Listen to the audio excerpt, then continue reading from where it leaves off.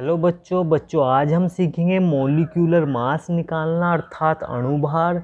बच्चों इसके लिए हमें विभिन्न प्रकार के सम इम्पोर्टेंट एलिमेंट के एटॉमिक मास को याद रखना होगा। यदि बच्चों हमारे याद एटॉमिक मास विभिन्न प्रकार के एलिमेंट का नहीं आता तो बच्चों हम इसे नहीं कर सकते। बच्चों हमने आपके सामने कुछ इम्पोर्टेंट एलिमेंट के एटॉमिक मास लिख दिए गए हैं। बच्चों जैसे हाइड्रोजन का 1 होता है, ऑक्सीजन का 16 होता है, कार्बन का 12 होता है, नाइट्रोजन का 14 होता है, कैल्शियम का 40 होता है, फास्फोरस का 31 होता है और क्लोरीन का 35.5 होता है। बच्चों हम मॉलिक्यूलर मास निकालना सीखते हैं। बच्चों हमें किसी भी कंपाउंड का मॉलिक्यूलर मास निकालने के लिए एग्ज़ाम में बोल दिया जाता है, तो बच्चों अब सीखेंगे हम उन्हें कैसे निकाल सकते हैं। बच्चों हमने आपके सामने CO2 एग्जाम्पल लिया है। बच्चों कार्बन और ऑक्सीजन है। बच्चों इसका एटॉमिक मास निकालने के लिए हमें इसे 2 पार्ट में ब्रेक करना होगा। बच्चों जैसे हमारे पास कार्बन और ऑक्सीजन है तो हमने इसे 2 पार्ट में ब्रेक कर लिया है।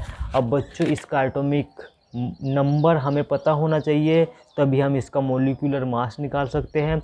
बच्चों कार्बन का जो एटॉमिक मास होता है बच्चों 12 होता है, प्लस करेंगे बच्चों ऑक्सीजन का 16 होता है और इस ऑक्सीजन एलिमेंट के पास में 2 लिखा हुआ है तो बच्चों इसको इंटू में लिखते हैं। बच्चों इसको कैलकुलेट करेंगे तो हमारा 44 आ जाएगा। है ना बच्चों आसान।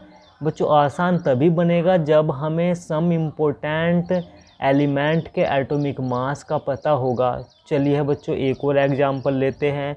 बच्चों जैसे हमने आपके सामने जल ले लिया है, H2O वाटर ले लिया गया है। बच्चों इसका हमें मॉलिक्यूलर मास बताना है। बच्चों इसको 2 पार्ट में ब्रेक कर लेंगे। हाइड्रोजन प्लस ऑक्सीजन को 2 पार्ट में ब्रेक कर लिया है। अब बच्चों हाइड्रोजन का जो आपका एटॉमिक मास होता है बच्चों 1 होता है, इसके पास में 2 लिखा हुआ तो उसे इंटू में लिखेंगे। प्लस तभी करते हैं जब बच्चों हमें नेक्स्ट एलिमेंट पे पहुंचना होता है। ऑक्सीजन का बच्चों 16 होता है तो बच्चों इसे कैलकुलेट करेंगे तो हमारा 18 आ जाएगा। बच्चों चलते हैं नेक्स्ट एग्जाम्पल की ओर। बच्चों हमने लिया है नंबर 3 एग्जाम्पल NH3 अमोनिया। अब बच्चों इसका मॉलिक्यूलर मास निकालते हैं तो इसे 2 पार्ट में ब्रेक कर लेंगे। बच्चों नाइट्रोजन प्लस हाइड्रोजन के तीन मॉलिक्यूल अलग हो जाएंगे। तो बच्चों नाइट्रोजन का जो आपका एटॉमिक मास होता है बच्चों 14 होता है, प्लस हाइड्रोजन का 1 होता है, इसके पास 3 लिखा हुआ है तो बच्चों इसको इंटू में लिखेंगे। तो बच्चों इसको कैलकुलेट करेंगे तो हमारा 17 आ जाएगा। बच्चों एक और एग्जाम्पल लेते हैं। बच्चों हमारे पास CH4 मैथेन है।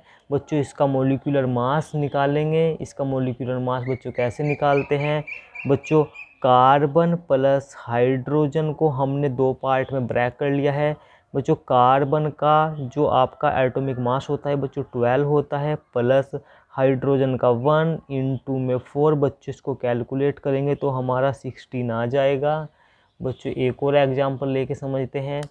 बच्चों हमारे पास 5th एग्जाम्पल है CaCO3।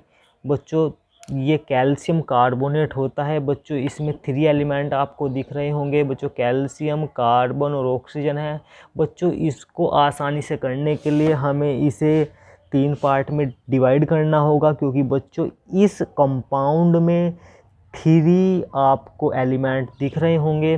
बच्चों calcium plus carbon plus oxygen को हमने 3 पार्ट में डिवाइड कर लिया है।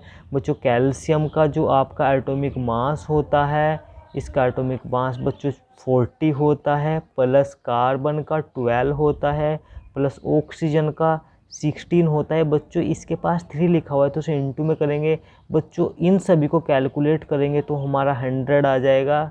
तो बच्चों कैसा लगा, आसान तरीका है ना। तो बच्चों आसान ट्रिक तभी बन पाएगी जब आप कुछ इम्पोर्टेंट एलिमेंट के एटॉमिक मास को याद रखेंगे। बच्चों वीडियो को लाइक